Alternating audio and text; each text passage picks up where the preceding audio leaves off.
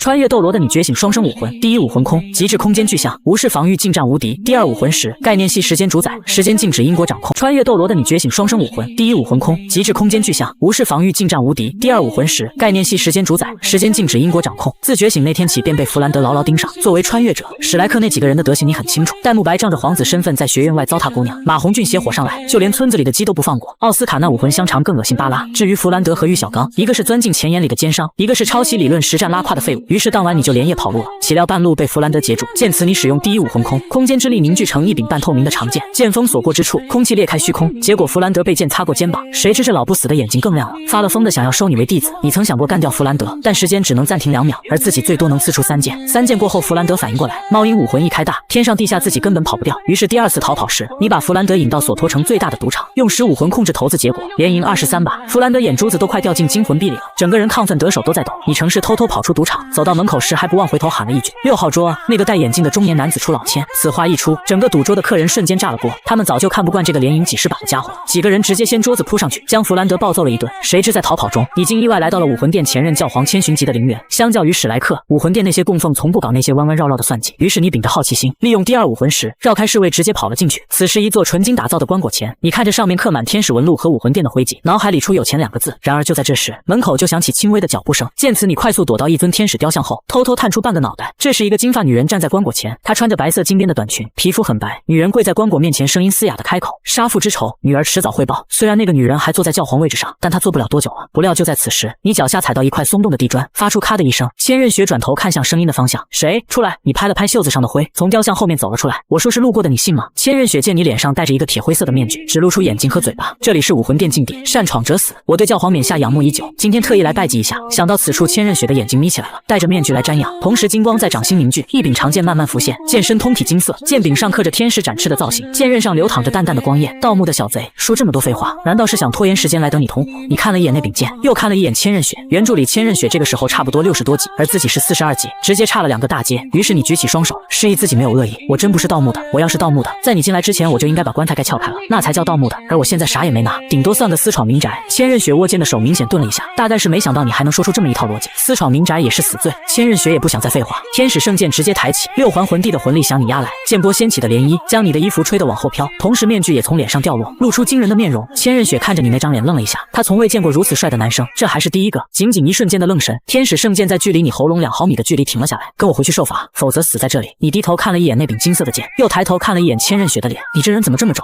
我都说了我是路过的。轴。千仞雪的眼睛眯了起来，剑尖上开始凝聚出金色的光点，你感受到了那股锋锐的魂力。真要打起来，自己就算武魂的逆天，胜算也不到3成。而且这里是武魂城，如果那个99级的签到流出来，自己连跑的机会都没有。刚费那么大劲从弗兰德手里跑出来，转头又被武魂殿追杀。想到此处，你叹了口气，我跟你回去。你弯腰捡起地上的面具，重新扣在脸上，跟在千仞雪身后，保持了3步的距离。走出陵墓大门的时候，门口站着一排白衣侍卫，看见千仞雪出来，齐齐单膝跪地参见少主。千仞雪没理他们，径直往前走。侍卫们看见少主身后跟着的你，所有人的眼睛同时瞪大了一圈。这人什么时候进去的？他们守了一整天，连只苍蝇都没放进去过，这人是怎么出现在里面的？千仞雪走过那群侍卫的时候，脚步顿了一下，换一批人值守。在路过的时候，侍卫身旁的时候，你冲最近的那个侍卫耸了耸肩，别紧张，我是正大光明走正门进去的。很快进入了武魂殿，面前是一座巨大的殿堂，门楣上刻着3个大字：供奉殿。千仞雪迈步走了进去，供奉殿里原本挺热闹的，立刻变了。雄狮斗罗语气瞬间变得温和：小雪侄女，今天不是去给你父亲扫墓了吗？这么快就回来了？千仞雪微微点头，你看着这一幕心里有点意外，原以为武魂殿供奉都是那种高高在上冷冰冰的老怪物，没想到竟然是这样的。降魔斗罗注意到你，径直走过来，上下打量了一眼，然后大大咧咧地伸出手臂，直接搂住你的肩膀。这小家伙是谁？还挺帅的嘛，虽然戴着面具，但这眉眼一看就是个俊小子。小雪，你什么时候认识的小朋友？你正想开口自我介绍，却被千仞雪抢先了一步。他是盗我父亲墓的人。整个供奉殿瞬间安静了，雄狮、光灵、青鸾、千军齐齐看向你，降魔彻底僵住了。啥？千仞雪语气平静地重复了一遍：盗我父亲墓的人。降魔斗罗重新打量了你一番，你小子盗墓，而且还是盗我武魂殿前任教皇的墓，胆挺肥啊！你张了张嘴，我说是路过的，你信吗？雄狮斗罗大步走过来，高大的身躯像一堵墙似的挡在你面前，你能路过到陵墓里面去？光灵斗罗也凑过来了，武魂殿禁地那么大一个牌子你看不见，我没注意。此时你心里那个委屈啊，自己连棺材盖都没碰一下。但这几位供奉显然不会怀疑千仞雪的话。青鸾斗罗走过来，居高临下的看着你，眼神不算凶，但那种压迫感比凶还让人难受。小雪说的不会有假。一时间5个供奉把你围在中间，虽然没有一个释放魂环，没有亮出武魂，但那种无形的压力已经让你后背冒汗了。5个封号斗罗随便拎出一个都能把你按在地上摩擦。你深吸一口，我说真的，你们武魂殿的人是不是都不听人说话的？雄狮斗罗咧嘴笑了，听，但只听自己人的话。千仞雪站在几步之外，双手抱胸，嘴角微微勾起一抹笑意，他倒要看看你还能嘴硬到什么时候。雄狮斗罗抓起你的衣领，动作不算快，但那种力道和气势，普通人光是看着腿就软了。此刻你有些恼火，本来心情还行，结果莫名其妙被人当成盗墓贼，解释了半天没人信，现在还要动手。虽然打不过也要打，至少不能站着挨揍。4个魂环从你脚下升起，紫紫黑黑4道魂环缓缓旋转，散发出一种完全不像是4环魂宗该有的压迫感。雄狮斗罗的手瞬间停在半空中，而光灵斗罗的嘴巴却张成了一个 O 型。青鸾斗罗的眼睛猛地睁大，千钧降魔兄弟俩同时倒吸一口凉气。5个封号斗罗此刻的表情出奇的一致。雄狮斗罗最先反应过来，我没看错吧？紫紫黑黑。光灵斗罗蹲下来，歪着头盯着你脚下的魂环看了半天，这魂力波动不像是假的。千钧斗罗和降魔斗罗对视一眼，这他娘的怎么可能？12岁就达到4环，而且这么逆天的魂环配置，这小子是吃什么长大的？千仞雪站在几步之外，脸上的表情终于有了变化。他原以为这家伙只是一个胆子很大的小贼，最多有点小聪明，但现在似乎是一个天赋妖孽的家伙。这种魂环配置，他自己都做不到。千仞雪看你的眼神变得复杂起来。就在所有人都沉浸在震惊中的时候，2个人走了进来。走在前面的是大供奉千道流，跟在他身后的是2供奉金鳄斗罗。2人的目光几乎同时落在你脚下的魂环上。此时整个供奉殿安静的能听见呼吸声。金鳄斗罗转头看向千道流，眼神中带着询问。千道流没有立刻回应，而是闭上眼睛感知了片刻。12岁4环，双万年魂环，而且前2个魂环便是1000年，很不错。紧接着千道流立刻释放了魂力威压，你身体一沉，感到有什么东西压在身上，呼吸开始急促起来，额头冒汗，脚下的石板出现了细密的裂纹。你咬紧牙关，一只手撑在地上，另一只手死死握住那柄虚空之剑，剑尖刺入石板，划出一道深深的沟痕，整个人从手指到肩膀都在发抖。就在这时，千道流停手了，几位供奉相互对视一眼，都从对方眼里看到了同一个词：妖孽。千仞雪站在后面沉默不语，他在想自己12岁的时候能不能扛住爷爷的魂圣威压。你抬头看着千道流，前辈试探好了。千道流嘴角微微扬起，小家伙，觉得我武魂殿怎么样？基业扫了一眼周围，收回武魂。只是某人还觉得我是盗墓贼呢。千道流哈哈大笑一声，小家伙，你要是加入我武魂殿，大家就是自己人，私闯我武魂殿禁地可是死罪，你可想好了？一群老家伙都在等你回答。雄狮斗罗还在挤眉弄眼，那意思很明显，小子赶紧答应，别不识抬举。你看了千仞雪一眼，我有的选吗？千道流站在台阶上，目光在你脸上停了一会儿，然后转向千仞雪。金鳄斗罗站在他身后，注意到大哥的眼神，眉头微微皱了一下。大哥是不是太急了？这小子才刚来。千道流没回头，嘴唇微动，不急，这样的苗子几百年也遇不到一个，就先让他待在武魂殿慢慢来，万一2人看对眼。千仞雪注意到了爷爷的目光，脸上泛起一抹红。以前爷爷看那些大家族的公子哥时也是这种眼神，只不过以前是嫌弃，这次好像是满意。千仞雪在心里哼了一声，才12岁，毛都没长齐，满意个什么劲？千道流开口了，小雪，你带他下去找个房间，你跟着千仞雪往外走。出供奉殿大门的时候，听见身后传来雄狮斗罗的声音，老七，你说这小子以后长大了得祸害多少姑娘？降魔斗罗的回答他没听清，但光灵斗罗的笑声听得清清楚楚，很邪恶。走了一段路，千仞雪忽然开口，你真的只是路过？你看了他一眼，骗你干什么？那你怎么进去的？陵墓外面有侍卫把守，你一个4环魂宗不可能无声无息的潜进去，而且进入墓室的入口只有一个，你是如何在侍卫眼中溜进去的？你沉默了2秒，我有我的办法。千仞雪停下脚步，转身看着你，你身上有很多秘密。到了你住的地方，千仞雪站在门口简单的交代了一下。第2天一阵敲门声将你吵醒，一个侍女端着整齐的衣服进来，季公子，这是您的衣物。侍女把衣服放下，只是看了你一眼，脸一下子红了，放下衣服就跑了出去，简单的收拾了一下，推门走了出去。刚走出去没多远，一个懒洋洋的声音传来，降魔斗罗嘴里叼着一根牙签，看起来刚吃完早饭。降魔前辈，你简单行了个礼。降魔斗罗摆摆手，大供奉让我今天试试你的身手，跟我走。是身手，就是打一架，你和我。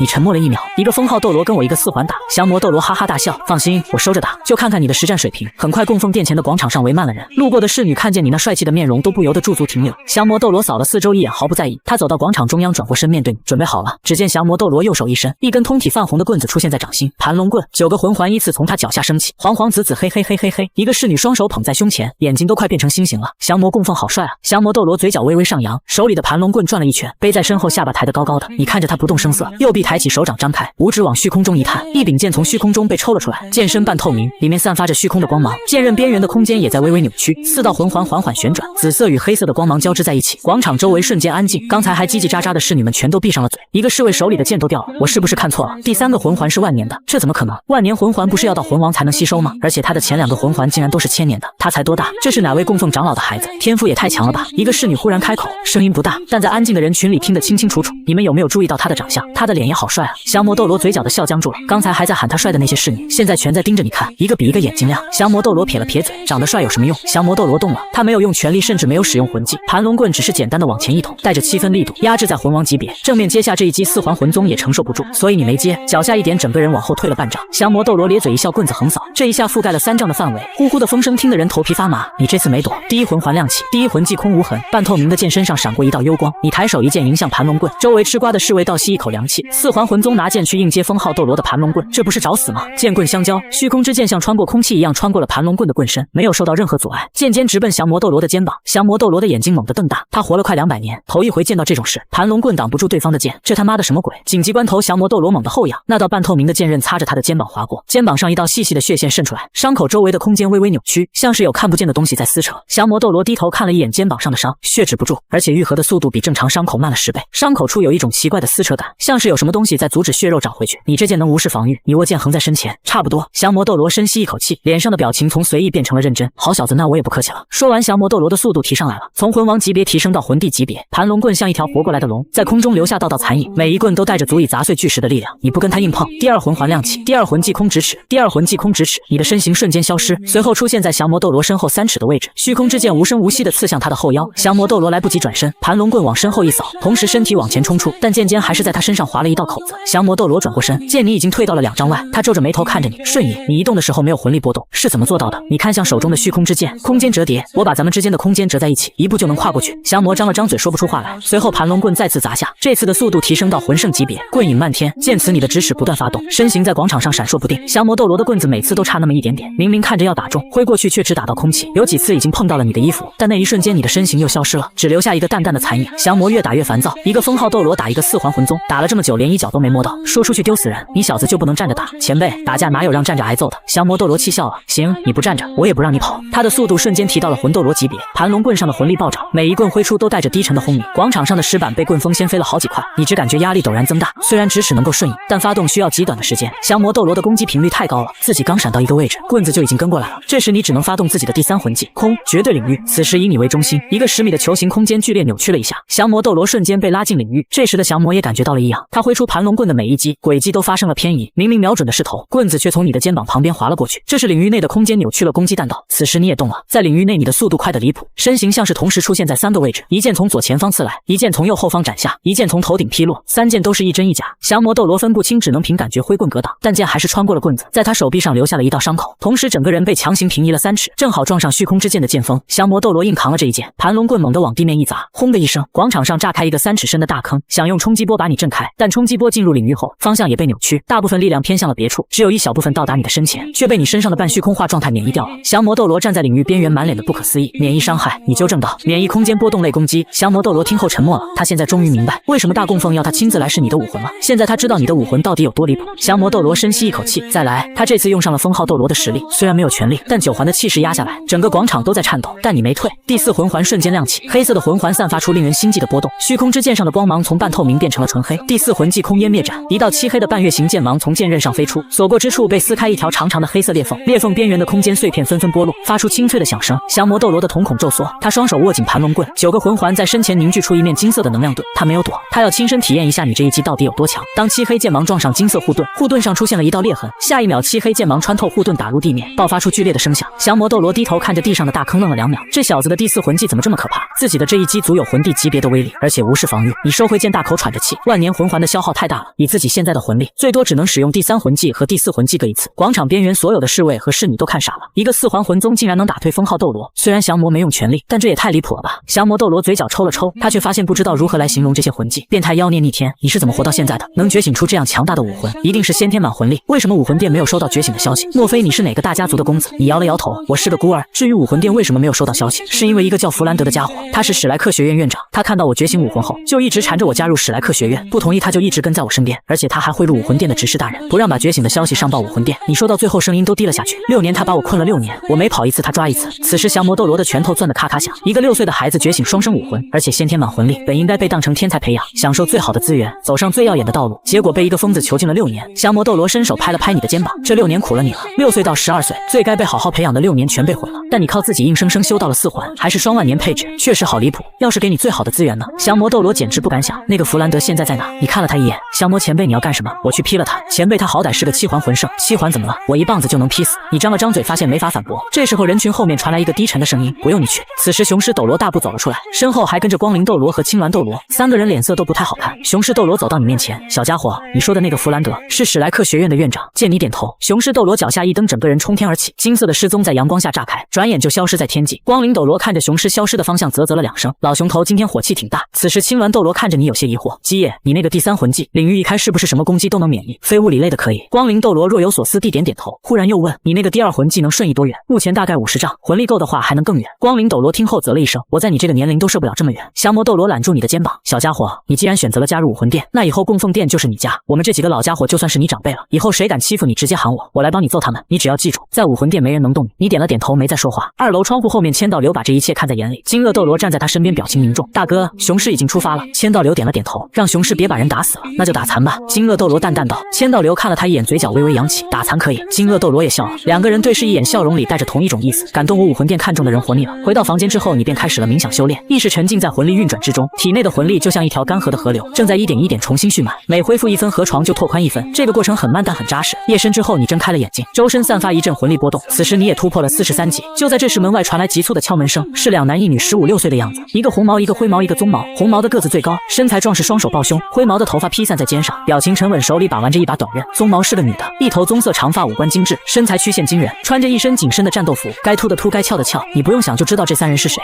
红毛是燕，灰毛是邪月，棕毛是胡列娜。3人站成一排，齐刷刷的看着你。还没等你开口，燕先说话了：你就是基业。声音很大，语气居高临下，让人十分不爽。你看了他一眼没说话，然后视线转向胡列娜，上下打量了一遍。不得不说，这女人确实有资本，身材好的不像15、16岁，该有的都有，而且比例很好。那张脸也是，你只是多看了2眼。燕的脸一下子就黑了。燕往前走了一步：我问你话呢，你就是那个在广场上跟降魔供奉交手的家伙。你终于把视线从胡列娜身上收回来，看了燕一眼：你谁啊？燕的嘴角抽了一下：我叫燕，武魂殿黄金一代，没听说过。燕的脸彻底黑了，她攥紧拳头，魂力波动在体表炸开，脚下的石板发出一声闷响。邪月伸手拦住了他：燕，冷静。邪月的声音不大但很稳，然后又转头看向你，语气客气了很多：基业兄弟，我叫邪月，这是我妹妹胡列娜，我们3人奉教皇冕下的指示，过来与你切磋切磋。果然，昨天那一战的消息传到了比比东耳朵里，那女人果然坐不住了，说得好听，不就是想摸摸她的底吗？你摆了摆手：我没空，下次再说。燕当即不乐意了：小子，教皇冕下的话你都不听，你要搞清楚，这里是武魂殿，教皇冕下的话就是命令。你不屑地瞥了他一眼：这里是什么殿？燕愣了一下：供奉殿。供奉殿归谁管？燕张了张嘴没说出话来。供奉殿归大供奉千道流管，这是整个武魂殿都知道的事。你看着他慢悠悠地说道：教皇殿在那边，你要听命令去那边听，这里是供奉殿，有本事让比比东自己过来揍我。燕的脸涨成了猪肝色，邪月皱了皱眉没说话。胡列娜一直没开口，她站在一旁双手抱胸，目光落在你身上。从开门的那一刻起，她就一直在看你，不是因为帅，而是因为他已经用上了魅惑技能，从见面第1秒就用了。但眼前这个比自己小3、4岁的少年，从始至终没有任何反应，眼神清明，丝毫不受影响，这怎么可能？胡列娜对自己的魅惑技能很有信心，同辈之中没有人能完全免疫，至少也会有一瞬间的恍惚。但这个叫眼前的少年别说恍惚了，你刚才打量他身材的时候，眼神都是正常的欣赏，没有半点被魅惑后的痴迷。他深吸一口气，加大了魅惑的力度。你从他身边走过，擦肩而过的时候，偏头看了他一眼，嘴唇微动：不用对我用魅惑，没用。胡列娜的身体僵住了，随后你头也没回的走了。你们请回吧。3人在门口站了一会儿，邪月第一个转身：走吧。燕不甘心，就这么走了？那小子太嚣张了，他是供奉殿的人，我们是教皇殿的人。邪月说得很平静：在这里动手不好交代。你走到供奉殿门口，停下脚步，确认那3个人没跟上来，叹了口气：比比东派黄金一代来找自己，说明已经开始注意你了，这不是什么好事。那女人的心思太狠毒了，谁知道她在打什么算盘？算了，只要待在供奉殿，她就动不了我。你迈步走进供奉殿，殿内很安静。你扫了一眼，6个供奉都在，雄狮供奉不在。你愣了一下，这才想起来，昨天雄狮斗罗冲天而起去了索托城，不会真的去揍弗兰德了吧？你环顾了一圈，还真的没有雄狮供奉的身影。雄狮前辈呢？降魔抬头看了你一眼，咧嘴笑了：老熊头昨天就离开了，去哪了？当然是去索托城啊。与此同时，索托城南一个破落的村子坐落在路边，村口竖着一块歪歪扭扭的木牌，上面写着4个字：史莱克学院。此时正是招生季，木牌后面排着一条长长的队伍，大多是家长带着孩子，孩子们基本都在11、12、3岁。一个家长正在跟旁边的人聊天，听说这个学院很厉害，只收怪物。我家孩子武魂是条蛇，应该算怪物吧？蛇算什么？我家孩子的武魂是一坨屎，那才叫怪物，那是挺怪的。队伍最前面，一个灰发苍苍的老者坐在椅子上，面前摆着一个桌子。老师，这是10金魂币，伸出一只手臂，年龄不符你可以走了。老师，我儿子只是刚过入学年龄，你看能不能通融下？那名孩子的家长小声的请求道。老者却不吃这套，叹了口气：再次声明，学院的规矩，超过入学年龄一律不收。你们又不是不知道，那我们的报名费一经报名改不退还，不退还，你们这分明是在骗钱。那名家长先是一愣，反应过来后瞬间急了：白白搭进去10金魂币，换谁不急？赶紧走开，不要影响后面的人。不行，必须退我们报名费，否则我们就不走了。早知道这史莱克学院这么破烂，我们就不该来。那名老者摇了摇头，喊了句：慕白，有人想要回报名费处理下。好啊，想要回报名费可以，打得过我全数退还。戴沐白从树上跳下来，一脸高傲地看着这对父子，眼神里满是不屑，随后直接释放武魂黄皇子3环魂尊，直接震惊周围的家长和学生。小三，他不就是我们在酒店遇到的那个家伙吗？队伍中一个粉色托尔的萝莉对着身边的蓝衣少年开口：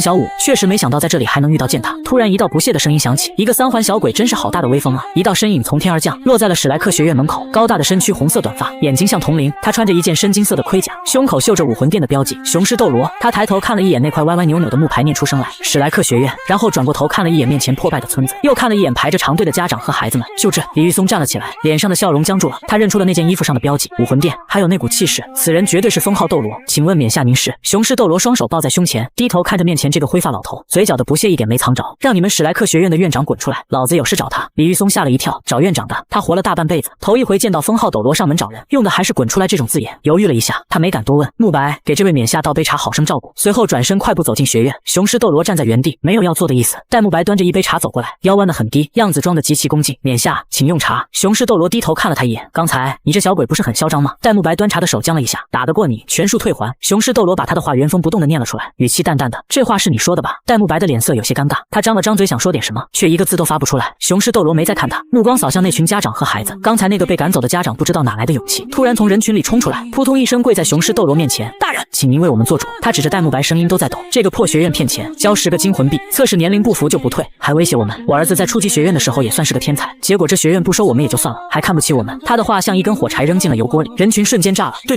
我邻居家孩子也是，去年交了钱说不合格，1分没退。什么史莱克学院就是个骗钱的窝点，听说上次有个家长不服，被他们打了一顿扔出去了。大人您可要给我们做主啊！家长们七嘴八舌，声音一个比一个大。雄狮斗罗听着，嘴角的弧度越来越大，他转过头重新看向戴沐白，看来你们学院名声不怎么好啊。戴沐白的额头开始冒汗，果然什么样的院长带出什么样的学生。雄狮斗罗说完这句话，鼻子里冷哼了一声，声音不大，伴随着魂力威压，直接撞在戴沐白胸口上。戴沐白的身体像断了线的风筝一样飞了出去，在空中翻了2个跟头，撞在3丈外一棵粗壮的树干上才停下来。咔嚓一声，树干裂了一道缝，戴沐白从树干上滑下来，瘫在地上，已经昏迷过去了，嘴角挂着一丝血。整个广场瞬间安静了，所有人都看着那个躺在地上一动不动的金发少年，又看看雄狮斗罗，眼神里全是惊恐和敬畏。雄狮斗罗连手都没动一下，就哼了一声，堂堂3环魂尊，连哼一声都扛不住，这就是封号斗罗。雄狮斗罗拍了拍胸口，盔甲上并不存在的灰，正要说什么，忽然鼻子动了动，他转过头，目光扫过排队的队伍，很快他的视线锁定在一个粉红色衣裙的少女身上。少女大概11、12岁的年纪，长长的蝎尾便垂在身后，眼睛很大，此刻正紧紧地缩在一个蓝衣少年身后，身体在微微发抖。雄狮斗罗的眼睛亮了一下，10万年魂兽，竟然是化形的10万年魂兽，但他没有着急，现在不是处理这件事的时候。他把目光收回来，重新看向学院大门，门里几个人正匆匆走出来，走在最前面的是一个戴眼镜的中年男人，脸上贴着2块膏药，一只眼睛乌青，走路的姿势还有点一瘸一拐。弗兰德，他身后跟着李玉松，还有一个胖乎乎的中年男人，肚子大的像怀了8个月。绍兴，史莱克学院的老师，实物系武魂。在后面是一个身材魁梧的男子，留着短发，面容冷硬，身上带着一股铁血的气息。赵无极，史莱克学院唯2的魂圣。几个人走到学院门口，看到躺在地上昏迷不醒的戴沐白，脸色都变了。弗兰德的眼皮跳了一下，但他没有发火，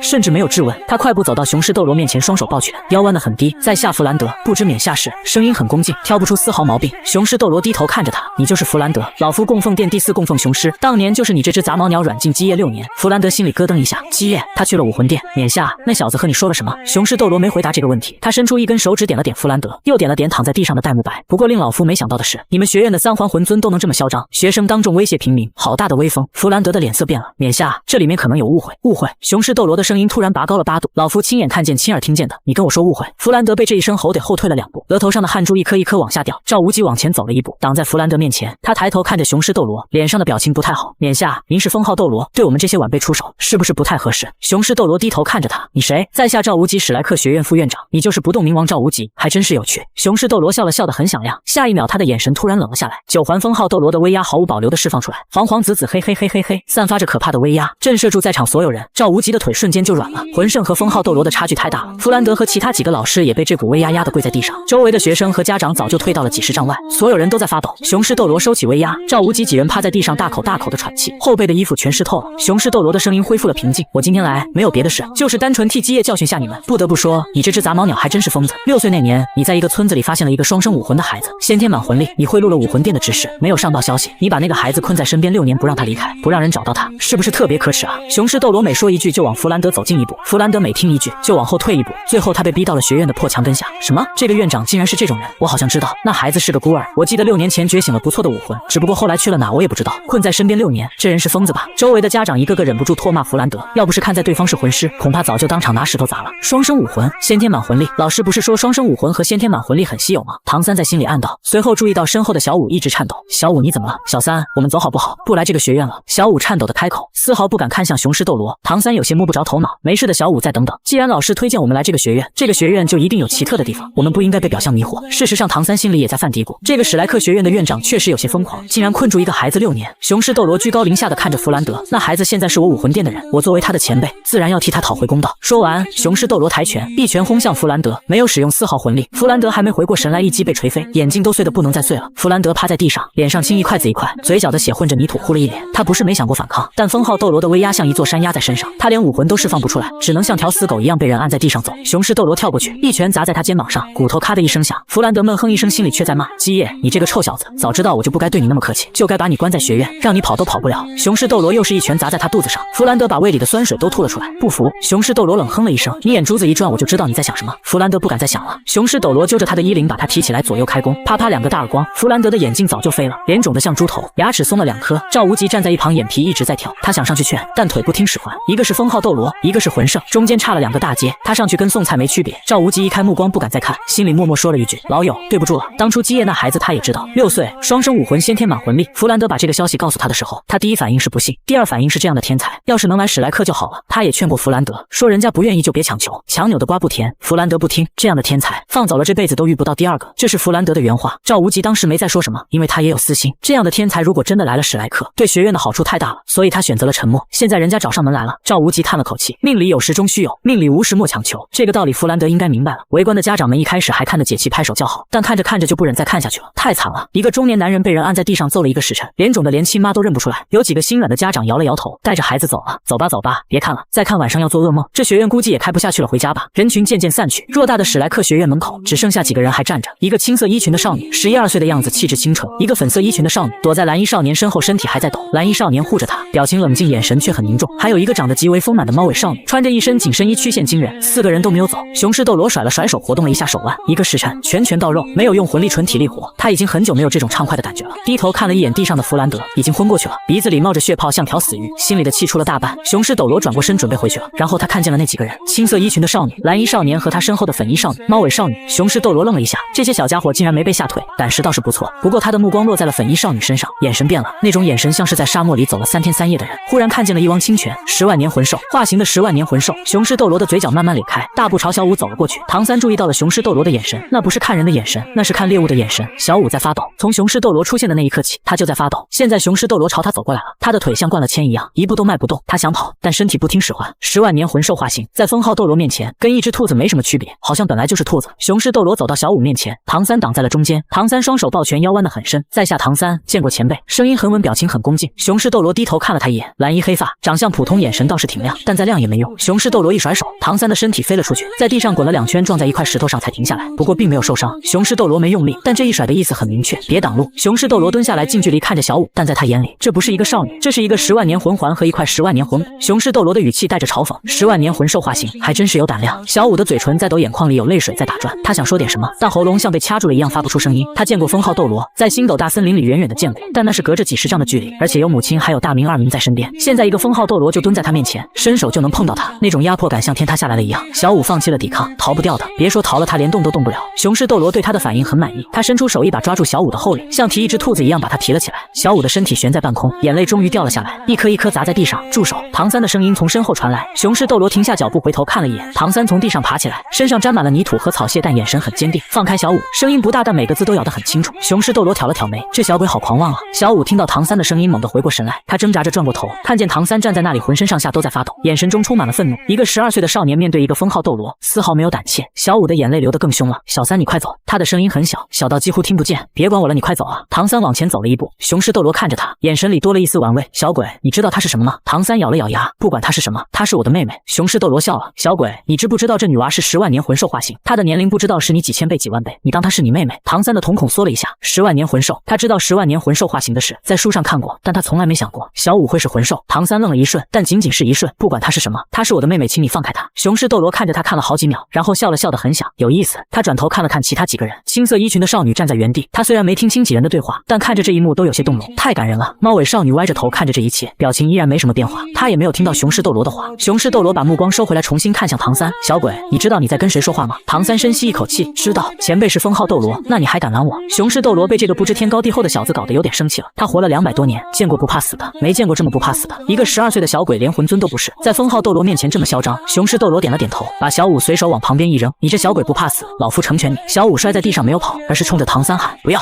小三你快跑。唐三没看他也没跑，他的双手背在身后，手指已经扣住了几柄暗器的机库，含沙射影、龙须针、无声袖剑、削尖飞刀。他不知道自己能不能伤到一个封号斗罗，但不试试又怎么知道。雄狮斗罗摩拳擦掌，缓步朝唐三走来，唐三的呼吸越来越重，额头上全是汗。就在雄狮斗罗距离唐三不到2丈的时候，眼下赵无极的声音从旁边传来，带着几分急切。雄狮斗罗停下脚步，偏头看了他一眼。赵无极张了张嘴，脸上的表情很复杂，他想说点什么的，但雄狮斗罗那个眼神扫过来，他所有的话都卡在了喉咙里。你们也想拦我？雄狮斗罗的语气很平淡。赵无极闭上了嘴，绍兴低下了头，李玉松往后退了一步，没人敢说话。雄狮斗罗冷哼一声，重新把目光投向唐三。小鬼，还有什么遗言吗？唐三的心猛地一跳，不知道该说什么。雄狮斗罗往前走了一步，抬拳准备对唐三下死手时，一道巨大的昊天锤从天而降，砸在雄狮斗罗面前。雄狮斗罗脸色一变，猛地向后退了几步。什么人？就在这时，天空突然黑了，乌云遮日，血红色的雷霆在云层中翻涌，哈哈哈哈哈哈哈哈！笑声从天上落下来，震得地面都在颤抖。那笑声狂放嚣张，带着一股压不住的霸气和杀意。唐三听到这个声音，整个人像被雷劈中了一样，那个声音他太熟悉了。